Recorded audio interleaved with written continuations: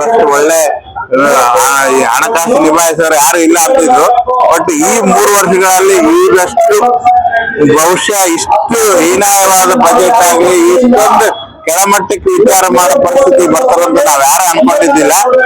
ಯಾರೇ ಆಗ್ಲಿ ಪ್ರಜೆಗಳಿಗೆ ನಾವು 10 ರೂಪಾಯಿ ದುಡಿಯೋ ಕೆಲಸ ಮಾಡ್ಬೇಕು ಇಲ್ಲ. ಇವ್ರು ಪ್ರಜೆಗಳನ್ನ ದುಡ್ಕೊಂಡು ತಿಂತಾರಂದ್ರಲ್ರಿ, ಬೇಡ ಬೇಡ ಲೆಕ್ಕಕ್ಕೆ ತರ್ತಿದ್ದಾರೆ ಇವ್ರು ಬಿಟ್ಟಿ ಭಾಗ್ಯಗಳನ್ನೆಲ್ಲ ಕೊಟ್ಟು. ದಯವಿಟ್ಟು ಇದ್ರ ಬಗ್ಗೆ ಯಾರಾದ್ರೂ ಆರ್ಥಿಕ ತಜ್ಞರಿದ್ರೆ ಅವ್ರಿಗೆ ತಿಳಿ ಹೇಳ್ಬೇಕಂತೇಳಿ ನಾನು ಮನವಿ ಮಾಡಕ್ ಹೋಗ್ತೀನಿ. ಯಾಕಂದ್ರೆ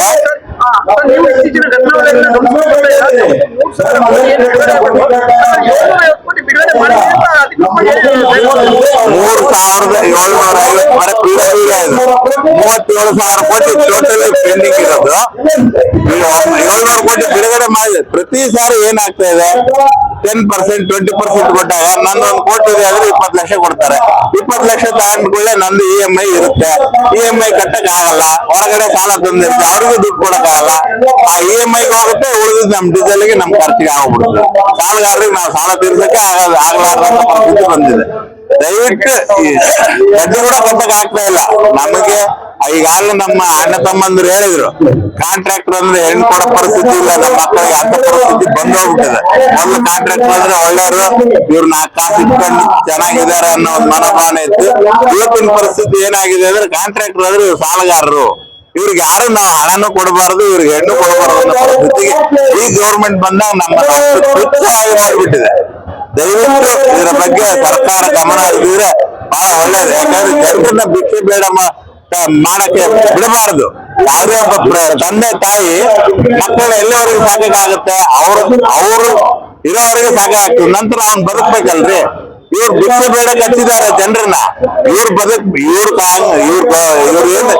ಗೌರ್ಮೆಂಟ್ ಬರ್ಬೇಕು, ನಾವ್ ಅಧಿಕಾರಕ್ಕೆ ಬರ್ಬೇಕು ಅನ್ನೋ ಒಂದು ಇದರಿಂದ ಇವ್ರು ಭಿಕ್ಷೆ ಬೇಡಕ್ಕೆ ಜನರನ್ನ ಬಿಡ್ತಾ ಇದ್ದಾರೆ.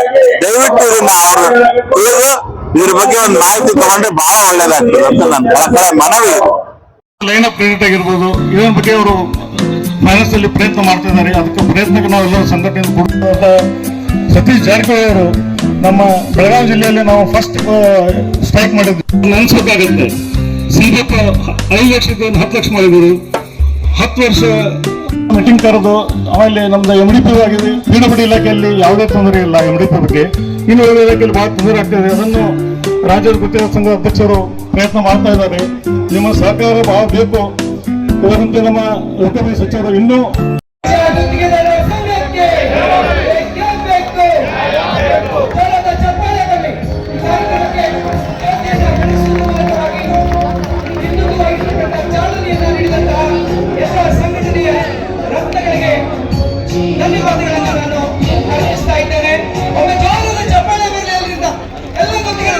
ಸನ್ಮಾನ್ಯ ಮುಖ್ಯಮಂತ್ರಿಗಳಲ್ಲಿ ನಾನು ಸಂಘದ ಮೂಲಕ ಒಂದು ವಿಷಯವನ್ನ ಜ್ಞಾಪಕ ಮಾಡಲಿಕ್ಕೆ ಇಚ್ಛೆ ಪಡ್ತೀನಿ.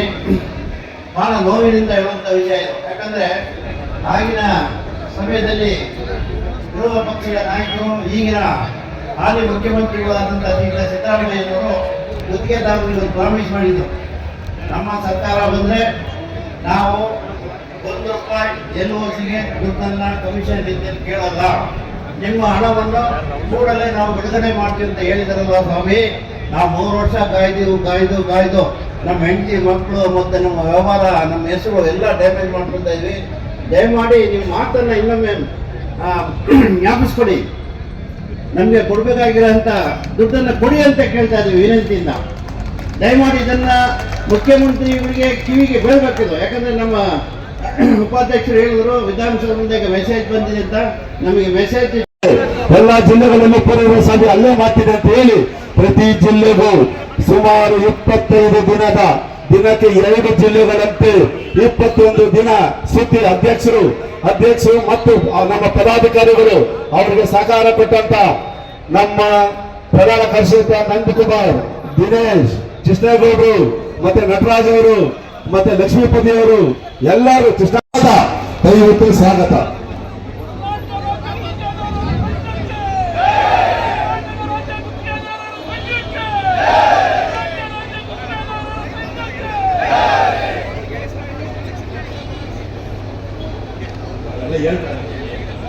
ಉಪಾಧ್ಯಕ್ಷರು ಈಗಾಗಲೇ ವೇದಿಕೆಗೆ ಆಗಮಿಸಿದಂತ ಕ್ರಷರ್ಸ್ ಮಾಲೀಕರ ಸಂಘದ ಅಧ್ಯಕ್ಷರಾದಂಥ ಪುರುಷೋತ್ತಮ ಅವರಿಗೆ ಸ್ವಾಗತವನ್ನು ಕೋರ್ತಾ ಇದ್ದೇನೆ. ಚಪ್ಪಾಳೆಯನ್ನ ಹಾಕಬೇಕು. ಶ್ರೀಯುತ ಗೌರವಾನ್ವಿತ ಉಪಾಧ್ಯಕ್ಷರಾಗಿರ್ತಕ್ಕಂಥ ಶ್ರೀ ಎನ್ ಮಂಜುನಾಥ್ ಅವರು ವೇದಿಕೆಯನ್ನ ಕುರಿತು ಮಾತಾಡಬೇಕು. ಕರ್ನಾಟಕ ರಾಜ್ಯ ಗುತ್ತಿಗೆದ ಎಲ್ಲಾ ಪದಾಧಿಕಾರಿಗಳು ಅವರಿಗೆ ಹೆಚ್ಚಿನ ಸಹಕಾರ ಎಲ್ಲರೂ ಇದ್ದಾರೆ. ಅವ್ರ ಹೇಳಕ್ಕಾಗೋದಿಲ್ಲ.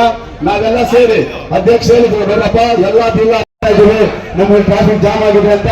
ಇನ್ನೂ ಸಹಸ್ರಾರು ಸಂಖ್ಯೆಯಲ್ಲಿ ನಮ್ಮ ಕಾರ್ಯಕ್ರಮ ಮುಗಿದೊಳಗಡೆ ಎಲ್ಲಾ ಗುತ್ತಿಗೆದಾರರು ಸಹ ಇನ್ನು ಬಂದು ಸೇರ್ಕೊತಾರೆ ನಮ್ಮ ಜೊತೆ. ಈಗ ಈ ಕಾರ್ಯಕ್ರಮ ನಾವು ನಮ್ಮ ಕರ್ನಾಟಕ ರಾಜ್ಯ ಗುತ್ತಿಗೆದಾರ